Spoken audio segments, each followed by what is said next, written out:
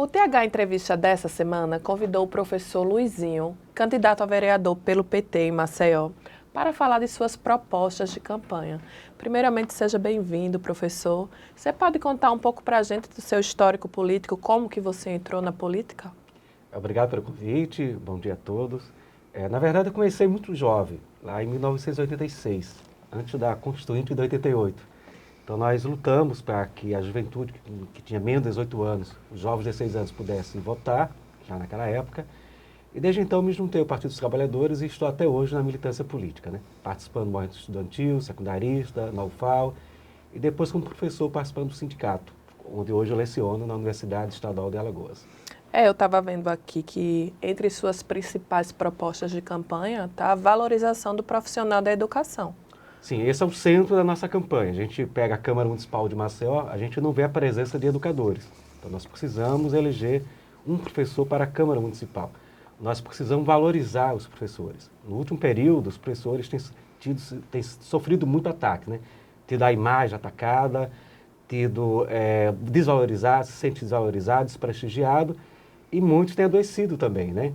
Então, essa situação de conjunto, de falta de valorização profissional, falta de autoestima, adoecimento, tem levado a uma desistência. Eu trabalho na Universidade Estadual, no curso de História, e a gente percebe que muitos jovens que começam no curso terminam desistindo, porque os salários são baixos, há um período hoje de criminalização da docência. Isso foi estimulado no último período, em particular no último governo, de estar criminalizando a docência, de estar censurando a livre docência em sala de aula. E isso tem desestimulado, né? O próprio MEC aponta para um apagão nas licenciaturas daqui a alguns anos. Então é importante se tomar medidas imediatas para reverter essa situação.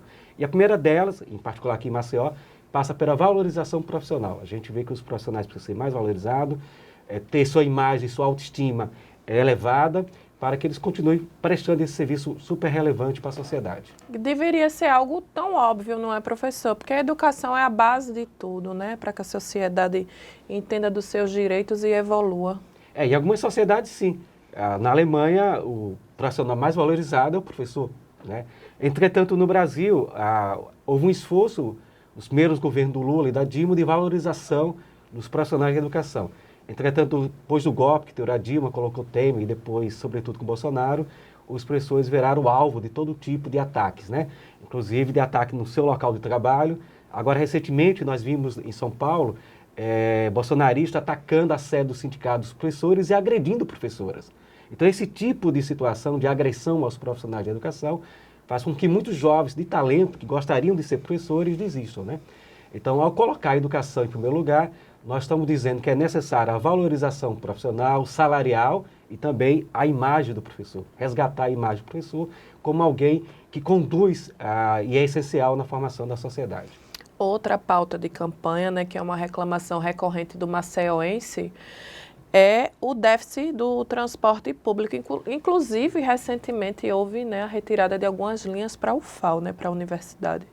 Eu acompanhei a manifestação dos estudantes, justa, apoio, mas a questão central em Maceió é que não existe um plano que pense o transporte como um todo. Então, o que o governo municipal, o prefeito JHC, que está mais preocupado com a rede social, pensa é, em época de campanha, apresentar propostas sensacionalistas, passou a campanha, a cidade continua sofrendo. Isso vem já há décadas, né? Então, Maceió sofre de um trânsito caótico e o transporte coletivo é muito precário. Nós defendemos claramente que é importante o passe livre estudantil e nós temos que estender para tarifa zero. Várias cidades no Brasil e no mundo já praticam tarifa zero. Hoje a Prefeitura de Maceió concede subsídio aos empresários do transporte de ônibus. Esses subsídios poderiam ser utilizados para construir uma empresa pública municipal e com isso dar o primeiro passo na linha da tarifa zero. Além disso, nós defendemos a integração do transporte rodoviário com o trem. Acho que a gente precisaria não ver o trem como algo ultrapassado, muito pelo contrário, a gente precisaria estimular a ampliação da linha férrea para que a gente pudesse conectar, né? Então, nesse primeiro momento, como a gente não tem uma saída, porque a saída seria transporte de massa, seria metrô, e aí certamente passa pela questão federal, infelizmente o governo municipal de JHC faz oposição ao governo federal, ao invés de buscar juntar esforços para ter um projeto macro, né, para resolver a questão do transporte coletivo em Maceió. Não tem como falar do trânsito né, caótico e não relacionar a Braskem, né? Porque com essa questão do afundamento do solo nos bairros causado pela mineração, vias importantes tiveram que ser interditadas. Sim, a Braskem provocou o maior acidente ambiental urbano do mundo. Os seus responsáveis não foram punidos. Aí, claramente, uma negligência dos órgãos de fiscalização, seja municipal ou estadual, também dos poderes públicos, né? Porque até agora os que provocaram esse crime estão ilesos, estão ali soltos. E, certamente, ela aprofundou esse caos no trânsito, porque aquela linha do Bebedouro, que era uma linha muito importante, ela foi totalmente prejudicada. Hoje virou inferno transitar naquela área, porque não tem como, né? Então, se a gente tinha uma via expressa, que hoje não é mais via expressa, é via lenta, nós temos uma Fernando de Lima sobrecarregada, e sem o Bebedouro, ficou uma situação muito mais caótica, né? E no caso da Braskem, muito grave, porque a empresa provocou todo esse crime ambiental, fez acordo com o governo municipal, que perdoou uma série de crimes que poderiam ser investigados, inclusive levar à punição, inclusive prisão dos autores, em troca de recurso financeiro. Esses recursos financeiros, fala-se em 10 bilhões, a gente não sabe em que o governo municipal tem gasto esse dinheiro. E o senhor defende uma indenização justa, né, das vítimas? Nós defendemos a indenização justa das vítimas.